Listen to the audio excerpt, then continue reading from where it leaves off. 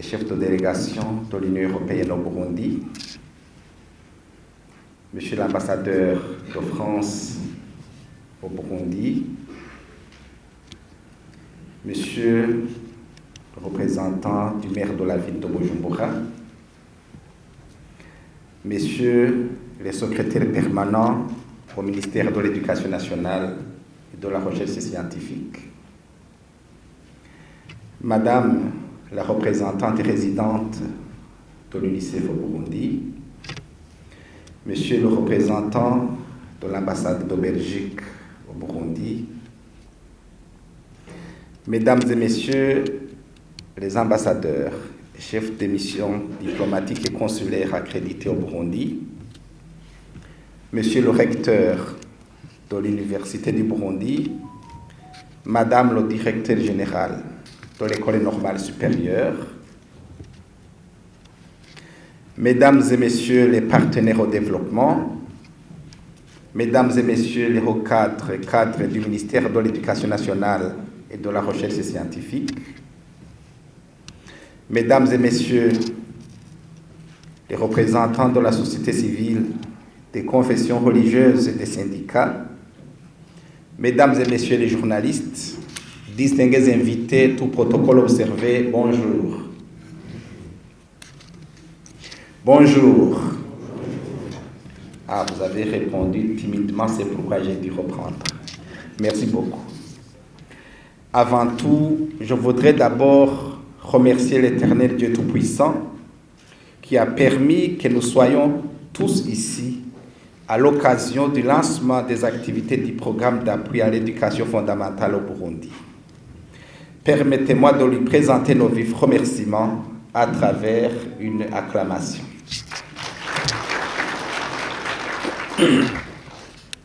C'est un honneur et un réel plaisir pour moi d'être parmi vous pour procéder, comme je le disais, au lancement officiel des activités du programme d'appui à l'éducation fondamentale au Burundi, dénommé Twigetwes. Comme on est encore au début de l'année, permettez-moi de souhaiter à tous et à chacun les meilleurs vœux de l'année 2025.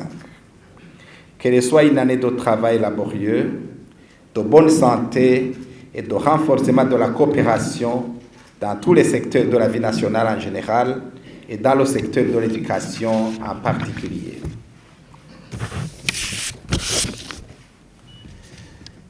Distingués invités, Mesdames et Messieurs, comme beaucoup d'entre vous le savent, le Burundi fait partie de nombreux pays africains qui ont souscrit aux objectifs de développement durable et plus particulièrement à l'objectif de développement durable numéro 4 qui concerne le secteur de l'éducation. En effet, le Burundi s'est engagé dans un processus d'actualisation de ses documents de planification et de programmation qui s'est matérialisé par la mise en place des documents stratégiques, notamment le plan sectoriel de l'éducation 2022-2030 et la stratégie sectorielle du ministère de l'Éducation nationale et de la recherche scientifique 2022-2027.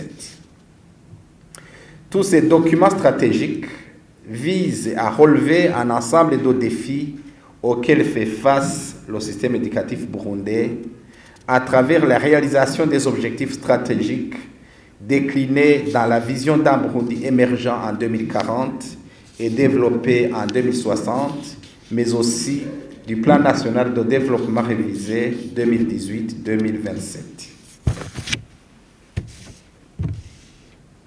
Pour ce faire, et dans l'objectif de renforcer le secteur de l'éducation, des réformes importantes ont été introduites pour améliorer l'offre et la demande éducative.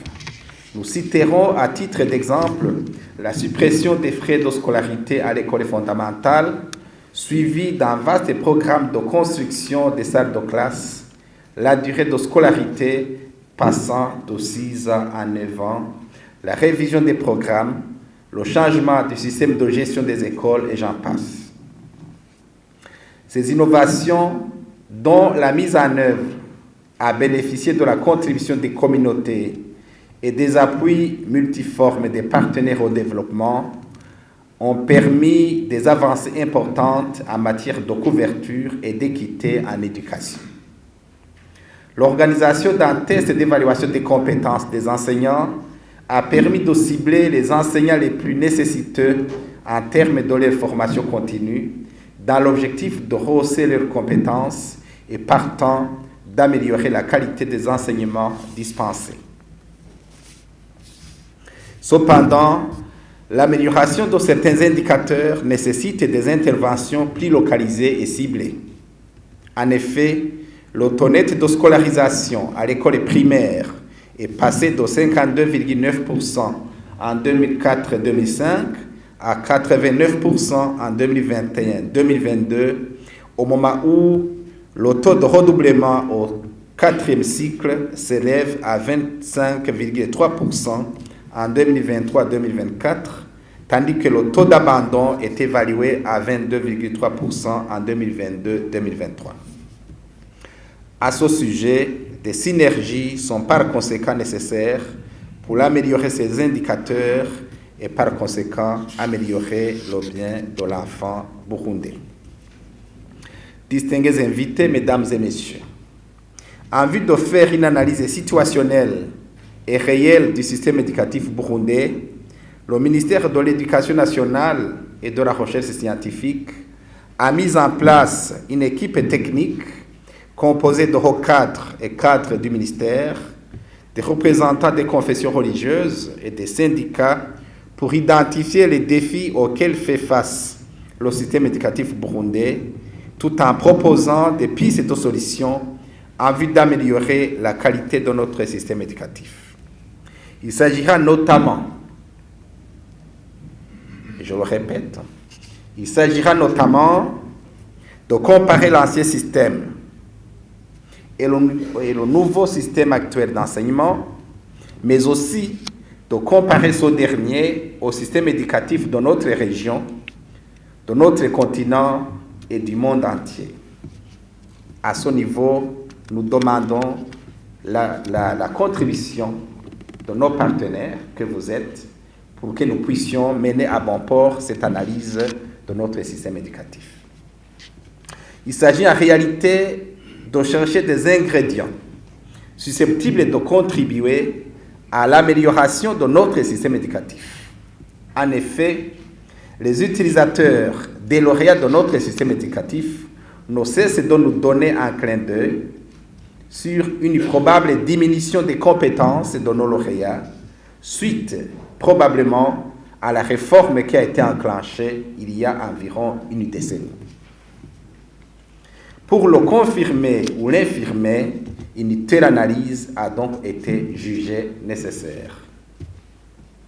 Au cours de ces dernières années, le projet PADESCO et Twigeneza ont permis de renforcer les capacités des enseignants des 3 premiers cycles de l'enseignement fondamental en français et en sciences, le dispositif des réseaux scolaires ayant permis une formation en cascade, notamment avec des formations assurées par les pairs. Plusieurs salles de classe ont été construites pour améliorer l'accès, mais il subsiste encore des groupes pédagogiques ayant plus de 100 élèves en plus de la double vacation.